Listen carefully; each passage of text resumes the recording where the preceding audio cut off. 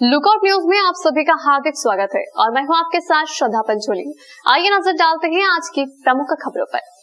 Soybean की फसल में लगातार नुकसान उठाने वाले किसानों के लिए एक खुश खबर सामने आई है। दरअसल सोयाबीन की फसल का विकल्प अब मिल गया है। नई फसल का प्रयोग सफल रहा तो मालवंचल क्षेत्र में भी सोयाबीन की फसल बीते कल की बात हो जाएगी। इन खेतों में लहलहाती हुई दिखाई देने वाली यह फसल जल्द ही सोयाबीन का एक ठोस विकल्प बनकर उभरने वाली है। बरसात के लंबी खींच के बावजूद यह पौधे सीना तान कर अभी भी खड़े हैं। जी हाँ, बिल्कुल सही समझा है आपने। यह फसल धान की ही फसल है और जवाहरलाल कृषि विश्वविद्यालय जबलपुर ने धान का ऐसा उन्नत बीज तैयार किया है कि कम बरसात हो तब भी ठीक और यदि ज़रूरत से ज़्यादा बरस जाए तो सोने पर सुहागा। धान की खासियत यह है कि कीटनाशक दवाइयाँ ना के बराबर प्रयोग में लाई जाती हैं। कुल जमा यह फसल किसानों के लिए वरदान बनने जा रही है। घटिया तहसील के ग्राम बोरखेड़ा भल्ला के उन्नत और नामी कृषक किशन सिंह भटोल 2 वर्षों से धान की फसल का सफलतम लाभ ले रहे हैं। इस कृषि वर्ष में उन्होंने 40 कृषकों की एक समिति बनाई है और सभी को खेती के लिए पर्याप्त बीज भी उपलब्ध कराया है। धान की खरीदी के लिए सरकार ने सोयाबीन की तरह ही खरीदी केंद्र भी बनाए हैं और सरकार की तरफ से ऑनलाइन पंजीयन की व्यवस्था भी कर दी गई है। इधर उज्जैन तहसील के कड़छा ग्राम के कृषक मिश्रीलाल चौधरी ने भी किशन सिंह भटोल की समिति की सदस्यता पाकर धान की खेती शुरू की है और पहली ही बार में 40 बीघा भूमि पर धान लगाई है। मिश्रीलाल चौधरी का कहना है कि सोयाबीन की तुलना में अब तक आधा खर्च लगा। फसल के बारे में तो क्या है कि विगत कई 2-3-4 वर्षों से सोयाबीन किसानों को धोखा दे रही है और काफ़ी इसके अंदर खर्च भी है। दवाई है, इल्ली की दवाई है, घास की दवाई है, बीज भी महंगा होता जा रहा है।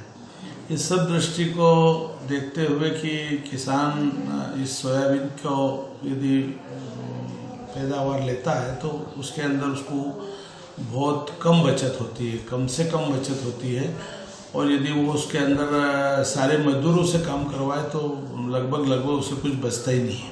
वो धान की खेती के कार्यक्रम को आगे बढ़ाने के लिए मैं लुकआउट चैनल के प्रबंधक और उनके सारे कार्यकर्ताओं को धन्यवाद प्रेषित करता हूं और मैं उन्हें साधुवाद भी देता हूं कि इस धान की खेती के लिए इस तरह की बाइट लेकर और जो मौके पर जाकर स्पॉट पर जाकर धान के प्रोग्रेस और धान के जो भी कार्यक्रम चल रहे हैं उस खेती के उसको आगे बढ़ा रहे हैं, तो मैं उन्हें साधुवाद धन्यवाद देता हूं।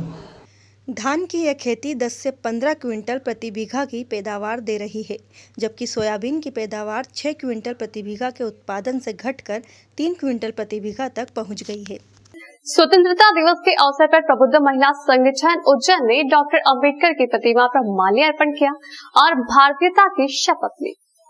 मैं भारतीयता की शपथ लेती हूँ। किसी भी भारतीय के साथ जाति धर्म भाषा क्षेत्र या लिंग के आधार पर कोई भेदभाव नहीं करूँगी। मैं भारत के संविधान का सम्मान करूँगी। मैं अपनी इच्छा से अपने नाम के साथ भारतीय शब्द जोड़ने को तैयार हूँ। प्रबुद्ध महिला संगठन के कार्यकर्ता स्वतंत्रता दिवस के अवसर पर टावर चौराहे पर लगी बाबा साहेब डॉक्टर भीमराव अंबेडकर मूर्ति परिसर पर एकत्रित हुई। शुरू में महिलाओं ने संविधान में दिए गए एकता और अखंडता के सूत्र की शपथ ली। प्रबुद्ध महिला संगठन द्वारा कार्यक्रम शुरू करने के बाद डॉक्टर अंबेडकर राष्ट्रीय युवा संगठन सहित अनेक संगठन भी मूर्ति प्रांगण में पहुंच गए। डॉक्टर अंबेडकर राष्ट्रीय युवा महिला संगठन की प्रदेश अध्यक्ष रोशनी सोलंकी ने बताया कि 75वां स्वतंत्रता दिवस हम सब ने धूमधाम से मनाया है। आज हम सब यहाँ पर इसलिए इकट्ठा हुए हैं क्योंकि आज हमारे देश आज़ाद हुआ था। स्वतंत्रता दिवस हमने यहाँ पे मनाया है। 75वां स्वतंत्रता दिवस बड़ी धूमधाम से हर्षोल्लास से हमने यहाँ पे मनाया है। साथ ही हमने यहाँ पे शपथ ली है भारतीय संविधान को लेके और भारतीय नागरिकता को लेके कि हम सब एक हैं और हमेशा एक रहेंगे। हम किसी भी जाति धर्म लिंग को लेके कोई भेदभाव नहीं करेंगे। कार्यक्रम की शुरुआत बुद्ध वंदना और कार्यक्रम का अंत राष्ट्रीय गान से किया गया। स्वतंत्रता दिवस की खुशियों का उत्साह छोटे बच्चों में भी दिखाई दिया। मैं मिताली संजय प्रबुद्ध महिला संगठन से आई हूँ और मैं डॉक्टर बाबा साहब आम्बेडकर को अर्पण करने आई। डॉक्टर अंबेडकर की मूर्ति और यह परिसर नगर निगम की सुरक्षा में रहता है। इसकी देखरेख और रखरखाव की जिम्मेदारी भी नगर निगम की ही है। लेकिन स्वतंत्रता दिवस के पावन अवसर पर मूर्ति से लेकर परिसर तक धूल से पटा था। डॉक्टर अंबेडकर के समर्थकों ने इस पर घोर आपत्ति उठाई और प्रबुद्ध महिला संगठन ने मूर्ति का स्नान कराकर रेशमी टॉवेल से साफ किया। महिलाएं परिसर भी धोती हुई नजर आई। प्रबुद्ध महिला संगठन की सचिव कल्पना कुंभारे ने बताया कि यदि परिसर आगे भी ऐसा दिखाई दिया तो आंदोलन किया जाएगा। लेकिन आज 15 अगस्त राष्ट्रीय पर्व होने के बावजूद भी यहाँ आकर हमने देखा इस तरह से हमारे बाबा साहब मूर्ति का अपमान हो रहा है, जबकि बाबा साहब आम्बेडकर संविधान निर्माता हैं। यहाँ आकर हमने देखा कि इतना दुख हुआ हम सभी को। इस राष्ट्रीय पर्व होने के बाद भी उन्होंने ना तो साफ सफाई हुई है यहाँ की। अगर इस बार हम लोगों ने तो यहाँ साफ सफाई करी है, आते समय ऐसा हुआ है, अगले समय ऐसा अगर होगा तो हम भारतीय बौद्ध महासभा प्रबुद्ध महिला संगठन उज्जैन की तरफ से जन आंदोलन करके यहाँ पे हम इसकी जवाबदारी प्रशासन की होगी। उत्कृष्ट कार्य करने वाले पत्रकार, शासकीय सेवा से निवृत्त हुए लोक सेवक तथा कोविड काल में सर्वश्रेष्ठ सेवा देने वाले डॉक्टर HP सोनानिया को अशोक बुद्ध विहार में अतिरिक्त पुलिस अधीक्षक ने सम्मानित किया। मेरे को ये दायित्व सौंपा गया था कि आप कोविड नोडल अधिकारी बनाया गया था कोविड के पेशेंट लेके। उस समय इतना ज़्यादा डर था कि कोई भी कोविड का नाम सुनते इतने भयभीत थे, लॉकडाउन हो चुका था। उस समय जब हमको ये दायित्व सौंपा गया तो हमने माधवनगर में रहते हुए संसाधन के अभाव थे, शुरू में ज़्यादा अच्छा आईसीयू नहीं था, ऑक्सीजन की कमी थी। उसके बावजूद हमने और हमारी टीम ने दिन रात काम करके जितना हो सका हमसे उतने लोगों को बचाया गया। 15 अगस्त के पावन अवसर पर अशोक बुद्ध विहार में उपस्थित जनसमूह से कोविड काल के स्मरण डॉक्टर HP सोनानिया ने इस तरह साझा किए। अशोक बुद्ध विहार फ्रीगंज में बौद्ध भिक्खुनी निर्मल मेहता और PTS के अतिरिक्त पुलिस अधीक्षक BS सालोकी ने शासकीय सेवा से रिटायर हुए बौद्ध समाज लोक सेवकों का सम्मान किया।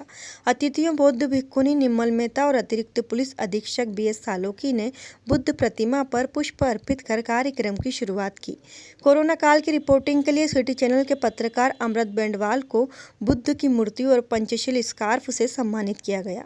डाक विभाग से रिटायर हुए आनंद पानिताव ने अरुण मुंगाटे को भी बुद्ध की मूर्ति और पंचशील स्कार्फ से सम्मानित किया गया।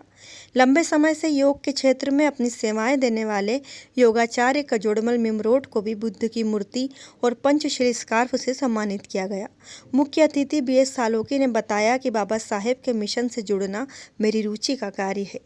सभी को बड़े शॉर्ट नोटिस पे मुझे आज सुबह पता चला कि मुझे आना है, तो क्योंकि मेरा मन का काम नहीं है, मेरे दिल का काम है बाबा साहब के मिशन से जुड़ना, बौद्ध महासभा से जुड़ना। और मैं कोशिश करता हूँ कि जब भी कोई बाबा साहब के मिशन की बात हो या बौद्ध धर्म की बात हो तो मैं खुल के उसमें भाग लेता हूँ। जैसा कि बाबा साहब ने कहा था कि पे बैक टू सोसाइटी, जब आप सक्षम बन जाओ, जब आपका पेट भर जाए तब आप समाज को कुछ वापस करोगे। तो मुझे लगा कि उस जो कोटेशन है बाबा साहब को, उसको पालन करने का समय आ गया है। कार्यक्रम का संचालन नरेंद्र मुनेश्वर ने किया। इस अवसर पर शशिकांत देश भरतार, मनोज नागदेवे, कैलाश राम टेके, भारतीय बौद्ध महासभा के अध्यक्ष रामदास जवादे भी उपस्थित थे। लुकआउट न्यूज में आज के लिए फिलहाल इतना ही। दीजिए इजाजत, नमस्कार।